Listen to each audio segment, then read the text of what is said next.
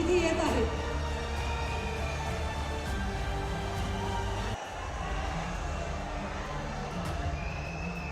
म्हणून सर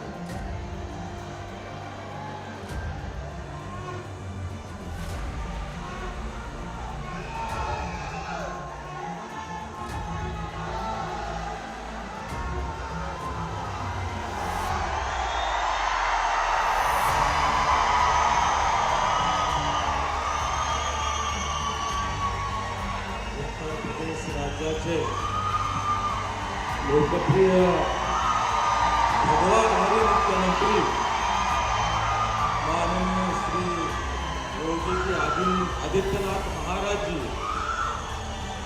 आज आपल्या विधानसभेच्या प्रचाराच्या निमित्ताने आज आपली सांगता सभा या ठिकाणी होत आहे.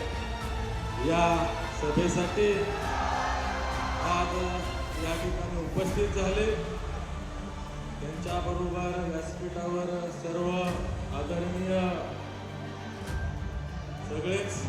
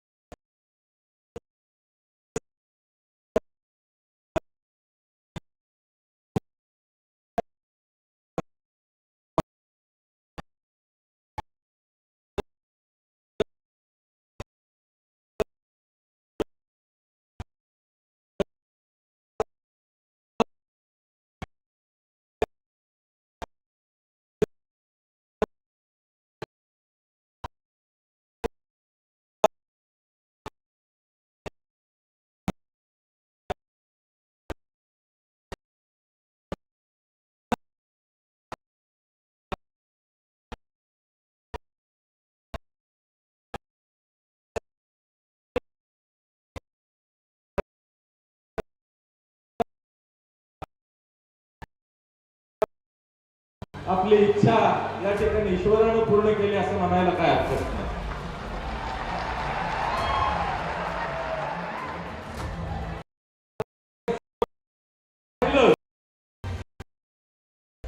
पक्ष अशा ठिकाणीच अशा पद्धतीच्या सभा देत असतो की ज्या ठिकाणी या नेते मंडळींचा वेळ वाया जाणार नाही. कराड उत्तर विधानसभेमध्ये या ठिकाणी जनतेनं इलेक्शन हातामध्ये घेतलेलं आहे. हे वर पार्टीकडं समजलं होतं आणि त्याच पद्धतीनं या ठिकाणी तुतारीवाल्यांना सुद्धा समजलं की या ठिकाणी वेळ देऊन काय उपयोग नाही, की पवार साहेबांना इकडे पाठवणं योग्य नाही, त्यांचा वेळ लागला. त्यामुळे परवाच्या हरिभक्तच्या सभेला त्यांचे साहेब त्या ठिकाणी आले नाही. तिकडे आपण समजून जायचं की या कराड उत्तरचा निकाल काय.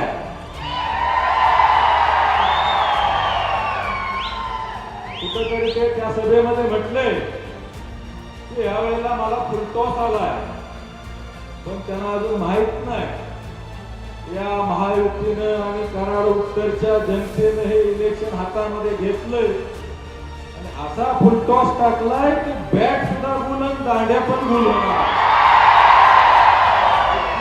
खेळ बंद अशी परिस्थिती या ठिकाणी कराड उत्तर विधानसभा मतदारसंघामध्ये आली. अरे थोडंसं काहीतरी वाटलं पाहिजे की आपल्याला 5 टर्म या ठिकाणी मिळाल्या आणि अजून अपेक्षा करता मला 6वी टर्म द्या, मला षटकार मारायचा, मला विकास करायचा आहे. अरे 5 टर्म काय केलं आपण? या ठिकाणी पेरे पाटलासारखा सरपंच सुद्धा लोकांनी 3 टर्म मध्ये घरी घालवला.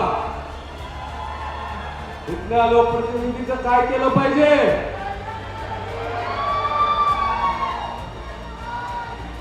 या ठिकाणी मला त्यांच्यावर फार काही बोलायचं नाही. एक बिनकामाचा आमदार म्हणून या ठिकाणी जिल्ह्यामध्ये नाही तर संपूर्ण महाराष्ट्रामध्ये ते परिचित आहेत. मला एका कार्यकर्त्याने सांगितलं, म्हणजे शरद पवार साहेबांना या ठिकाणी प्रश्न पडला की याच्या प्रचाराला येऊन 5 टर्म मध्ये काय केलं, काय सांगायचं या विचारानं ते या ठिकाणी आले.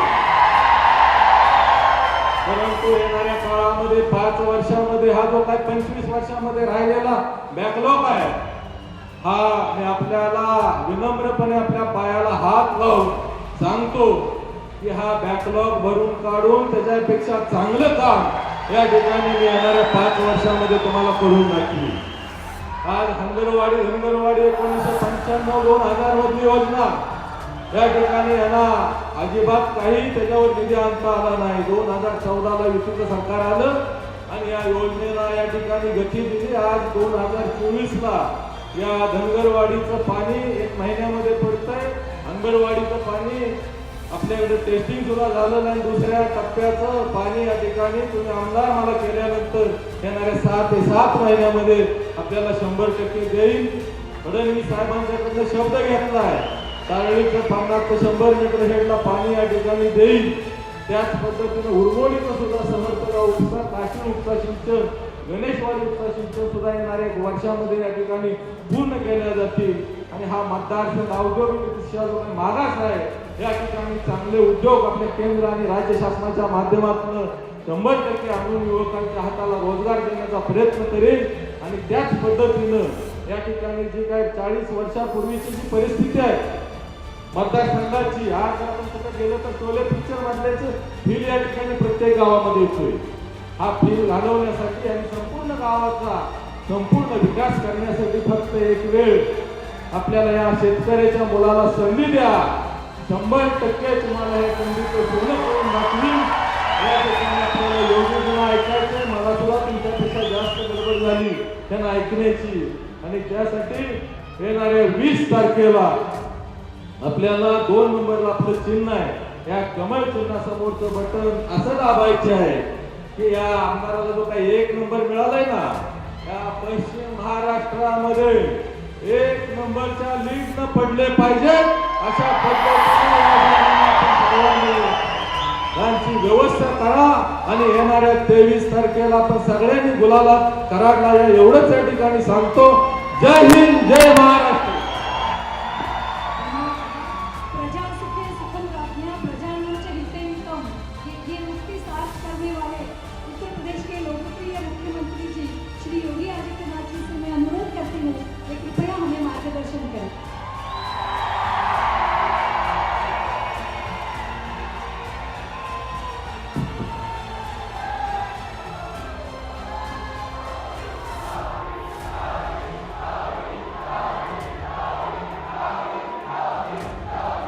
भारत माता की, भारत माता की, भारत माता की.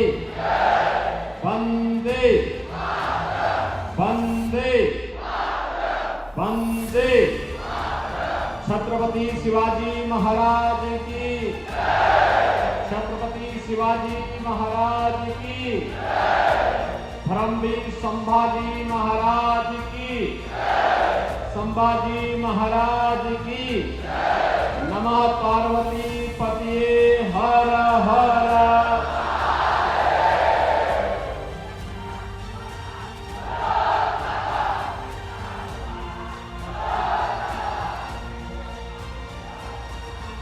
छत्रपति शिवाजी महाराज की इस पावन धरा को कोटि कोटि नमन करते हुए यशवंत नगरी कराड़ की इस भूमि पर प्रथम पूज्य गणपति महाराज नाइकबा देवस्थान के पावन धरा को कोटि कोटि नमन करते हुए आप सभी बंधु बांधवों का मैं हृदय से अभिनंदन करता हूं, स्वागत करता हूं। मंच पर उपस्थित पूज्य संतजन श्री धारेश्वर महाराज जी, श्री विजय मिलिंग महाराज जी, स्वामी सुंदरगिरी महाराज जी, स्वामी विठ्ठल बुआ महाराज जी, भारतीय जनता पार्टी के जिला के अध्यक्ष श्री धैर्यशील कदम जी, महायुति गठबंधन के भारतीय जनता पार्टी के उम्मीदवार श्री मनोज दादा घोरपड़े जी, प्रदेश उपाध्यक्ष श्री विक्रम पावस्कर जी, भारतीय जनता पार्टी और महायुति गठबंधन के सभी पदाधिकारीगण, भारी संख्या में आज की इस चुनावी सभा में उपस्थित मेरे सभी उपस्थित बहनों और भाइयों, ये मेरा सौभाग्य है कि आज मुझे हिंदवी साम्राज्य के संस्थापक छत्रपति शिवाजी महाराज की इस पावन धरा पर आप सबसे संवाद करने का अवसर प्राप्त हो रहा है। बहनों और भाइयों, भारत के अंदर स्वराज्य की परिकल्पना कैसे होनी चाहिए, छत्रपति शिवाजी महाराज उसके प्रतीक हैं। महाराष्ट्र की धरती उसकी प्रतीक है। अटक से कटक तक एक देश का भाव कैसे जगना चाहिए, पेशवा बाजीराव उसके प्रतीक हैं। सामाजिक समता का माहौल कैसे बनना चाहिए, इसी धरती ने महात्मा फूले को दिया। स्वराज मेरा जन्म सिद्ध अधिकार है, मैं इसे लेकर के रहूंगा। इसका उद्घोष करने वाले, गणनायक से लोक नायक बनने वाले बाल गंगाधर तिलक इसी महाराष्ट्र की धरती ने भारत को दिया था।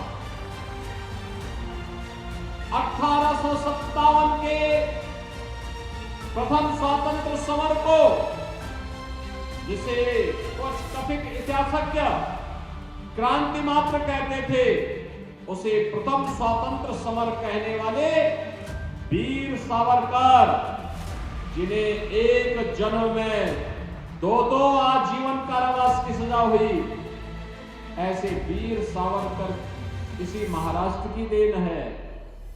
महिलाओं की सशक्तिकरण के लिए महिला शिक्षा आवश्यक है, इसका भाव जगाने वाली सावित्रीबाई फुले इसी पावन धरा की वजह है। ऐसी पावन धरा को कौन नहीं नमन करना चाहता। पूरा राष्ट्र कृतज्ञ भाव के साथ महाराष्ट्र का अभिनंदन करता है, स्वागत करता है। और इसीलिए 2017 में उत्तर प्रदेश में जब मुझे मुख्यमंत्री बनाया गया, मैं आगरा गया था। आगरा में जब मैं निरीक्षण के लिए निकला तो मुझे बताया गया कि यहां पे एक मुगल म्यूजियम है। मैंने कहा भाई मुगलों का भारत से संबंध क्या है? मुगलों का भारत से संबंध क्या है? तो लोगों ने कहा कि साहब इसमें औरंगजेब के शासन और मुगलों के शासन के प्रतीकों को यहां पर रख करके लोगों के लिए रखा जाएगा। मैंने कहा इन सबको हटाइए, इस म्यूजियम का नाम बदलिए, म्यूजियम का नामकरण छत्रपति शिवाजी महाराज के नाम पर होगा। हमारी श्रद्धा छत्रपति शिवाजी महाराज में, हमारी श्रद्धा के पात्र संभाजी महाराज हैं, हमारी श्रद्धा के पात्र गुरु गोविंद सिंह जी महाराज हैं, हमारी श्रद्धा और हमारा सम्मान महाराणा प्रताप के प्रति है। हमारा सम्मान किसी विदेशी आक्रांता के प्रति नहीं हो सकता, कभी कतई नहीं हो सकता। और आज इसीलिए मैं आज यहां पर आया हूं आपसे कहने के लिए, बहनों और भाइयों, चुनाव चल रहा है। ये चुनाव मात्र चुनाव नहीं है। एक तरफ जोड़ने वाली महायुति गठबंधन मोदी जी के नेतृत्व में, एकनाथ शिंदे, देवेंद्र फडणवीस, अजीत पवार, रामदास अठावले, इन सबके नेतृत्व में एकजुट होकर के मोदी जी के नेतृत्व में काम कर रहा है। वह जोड़ने वाली ताकतें हैं। और दूसरी तरफ कांग्रेस और उनके महाअगाड़ी गठबंधन के नाम पर जुड़ा हुआ महाअगाड़ी गठबंधन जो तोड़ने का काम कर रहा है, बांटने का काम कर रहा है। कांग्रेस का इतिहास तो बांटने का ही रहा है। अपने राजनीतिक स्वार्थ के लिए इन्होंने देश को बांटा, हिंदू समाज को बांटा, जाति के नाम पर, संप्रदाय के नाम पर, क्षेत्र के नाम पर, भाषा के नाम पर। कांग्रेस के अंदर लगता है अंग्रेजों का डीएनए आ गया है। जो बांटो और वोट डालो राज करो की नीति पर चल रही थी, वही कार्य कांग्रेस कर रही है। और इसलिए बहनों और भाइयों, मैंने कहा था, मैं इसीलिए कहता हूं, हम बंटे थे, अयोध्या में राम मंदिर का अपमान झेलना पड़ा था। 500 वर्षों तक अयोध्या में हम लोग रामलला के लिए तरस रहे थे। बटे थे काशी में, काशी विश्वनाथ मंदिर में, काशी विश्वनाथ मंदिर का अपमान झेलना पड़ा था। बटे थे मथुरा में, कि कृष्ण जन्मभूमि का अपमान झेलना पड़ा था। बटे थे तो यहां पर मैं देखता हूं छत्रपति शिवाजी महाराज के द्वारा स्थापित हुए तमाम गढ़ और किले जो इस क्षेत्र के वैभव को, यहां के गौरव को बढ़ाने के प्रतीक हैं, उन सब पर अतिक्रमण होता है। हम पटे थे तो बप्पा रावल की गणपति की शोभा यात्रा पर पथराव होता है, रामनवमी की शोभा यात्रा पे पथराव होता है।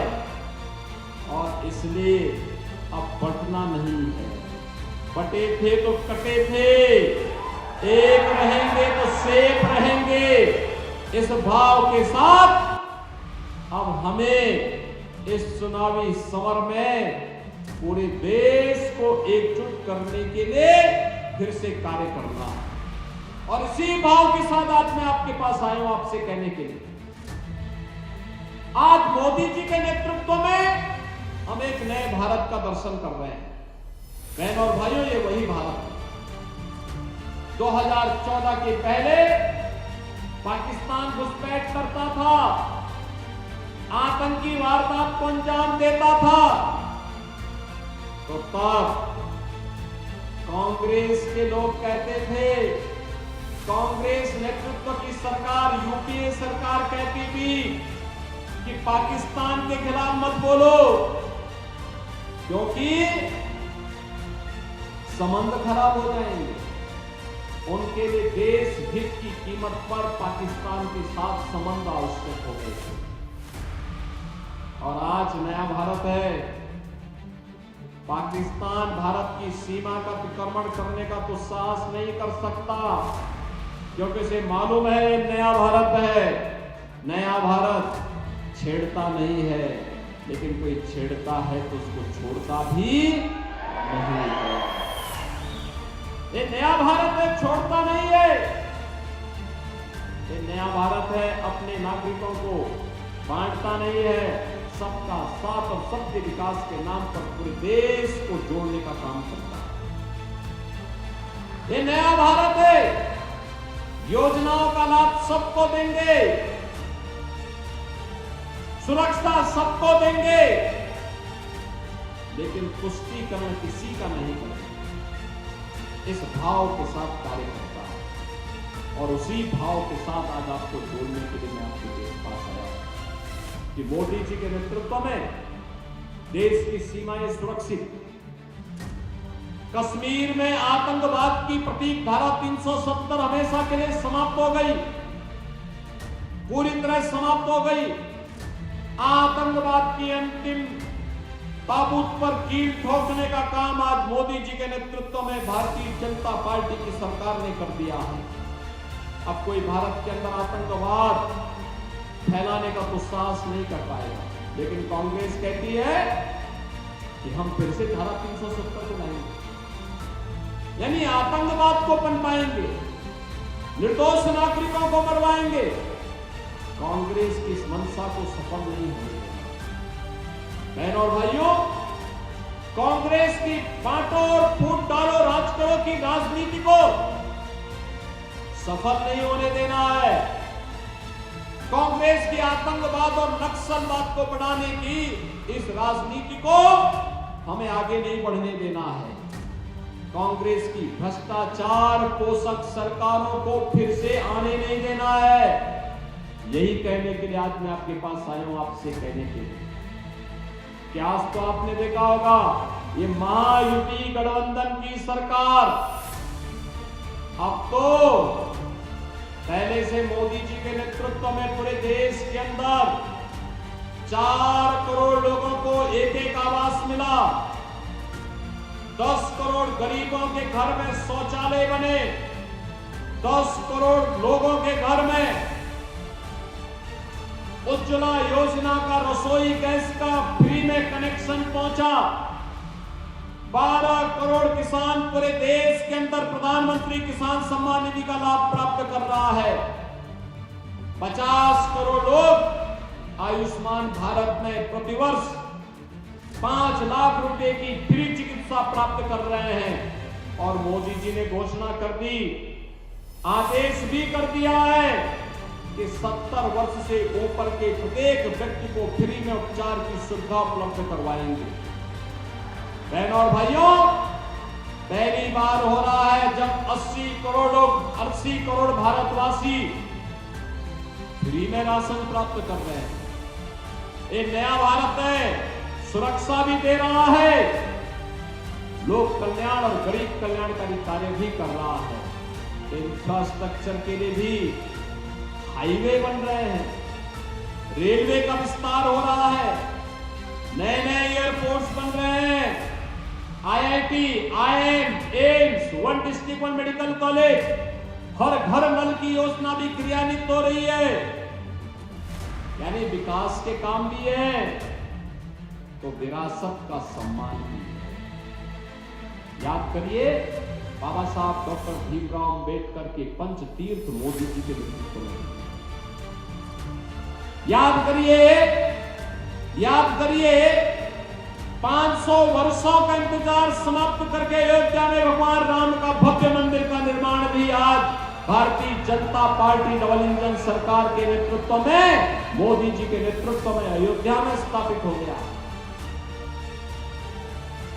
लगातार देश के अंदर विरासत और विकास का समन्वय, सुरक्षा, समृद्धि और सुशासन के लिए ये महायुति गठबंधन भारतीय जनता पार्टी के नेतृत्व में जो कार्य कर रही है, उसी के प्रति आपको जोड़ने के लिए, आपका आह्वान करने के लिए आज मैं यहां पर छत्रपति शिवाजी महाराज की इस पावन धरा पर उत्तर प्रदेश की धरती से विशेष निवेदन करने के लिए मैं आपके पास आया हूं। बहनों और भाइयों, आप में से कितने लोगों ने अयोध्या में दर्शन किया? श्री राम जन्मभूमि पर रामलला के विराजमान होने के बाद कितने लोगों ने दर्शन किया? अभी कम संख्या, और मैं धैर्यशील कदम जी से और मनोज दादा घोड़परे जी से कहूंगा कि चुनाव के बाद यहां से एक ट्रेन भर करके लेके आइए अयोध्या में दर्शन। अयोध्या में लेके दर्शन कराने के लिए लेके आओ, वहां की व्यवस्था बाकी हम देखेंगे, वहां से चिंता नहीं करना। बहनों और भाइयों, अयोध्या में आएंगे, एक भव्य अयोध्या, दिव्य अयोध्या दिखेगी। एक नई अयोध्या, दुनिया की सुंदरतम नगरी के रूप में स्थापित अयोध्या को आपको देखने को मिलेगा। और अगले वर्ष जनवरी में तो प्रयागराज में महाकुंभ का भी आयोजन है। महाकुंभ में भी मैं आपको आमंत्रित कर रहा हूं। आप प्रयागराज में आइए, गंगा यमुना सरस्वती की त्रिवेणी में संगम तट पर स्नान करिए। वहीं से 1.5 घंटे की दूरी पर अयोध्या के दर्शन हो जाएंगे। श्री राम जन्मभूमि में भी दर्शन होंगे। यह काम कांग्रेस भी कर सकती है, यह काम कांग्रेस भी कर सकती थी, लेकिन कांग्रेस के एजेंडे में कभी विरासत का सम्मान नहीं था। कांग्रेस के एजेंडे में कभी बेटी की सुरक्षा नहीं थी, बहनों का सम्मान नहीं था, उनका स्वावलंबन नहीं था, युवाओं का रोजगार नहीं था, अन्नदाता किसानों की खुशहाली उनके एजेंडे का हिस्सा कभी नहीं थी। और इसीलिए मैं आप सबसे कहने के लिए आया हूं कि विरासत और विकास का अद्भुत समन्वय हो, सुरक्षा, सुशासन और समृद्धि, इन्हें एक साथ जोड़कर आगे बढ़ाने का कार्य हो, ये केवल और केवल महायुति गठबंधन कर सकता है, क्योंकि प्रधानमंत्री मोदी जी से नेतृत्व दे रहे हैं और उनका मार्गदर्शन जो है। और इसीलिए मेरी आप सबसे विनती है कि भारतीय जनता पार्टी ने श्री मनोज दादा घोड़परे को अपना उम्मीदवार बनाकर के आपके बीच उतारा है। मनोज दादा इधर आइए। मनोज दादा को आप विजयी बना के भेजेंगे, विजयी बना के भेजेंगे। जहां तक मेरी आवाज जा रही, दोनों हाथ ला करके बोलो, जहां तक आवाज जा रही है मेरी, सभी लोग विजयी बना के भेजेंगे।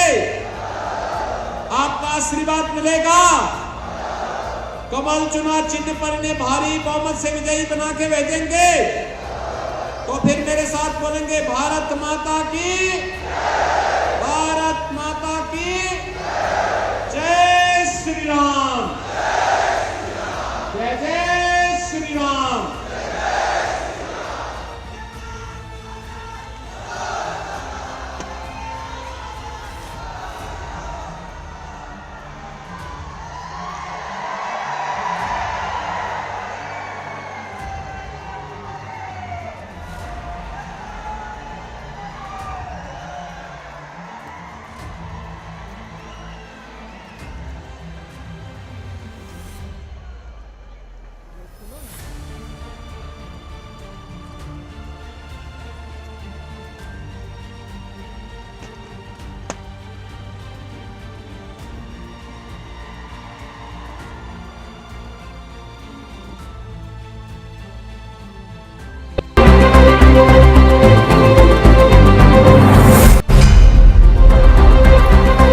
नमस्कार, बहुत स्वागत आप सभी का। आप देख रहे हैं आपका प्रोग्राम कॉफी पर कुरुक्षेत्र। मैं हूं सौरभ शर्मा, रोज की तरह आपके साथ बातें करते हैं आपसे बिल्कुल खुल्लम खुल्ला।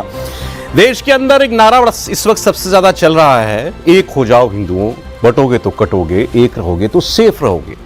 कहने को तो एक चुनावी नारा अब ये बन गया है क्योंकि इलेक्शन चल रहे हैं 2 राज्यों के अंदर, लेकिन उससे पहले जब ये नारा दिया गया था, योगी आदित्यनाथ ने जिसको दिया, उन्होंने बांग्लादेश के संदर्भ में कहा था कि बांग्लादेश से सीखो हिंदुओं, एक हो जाओ वरना बटे तो कटे। बांग्लादेश में हिंदुओं के साथ ही हो रहा है।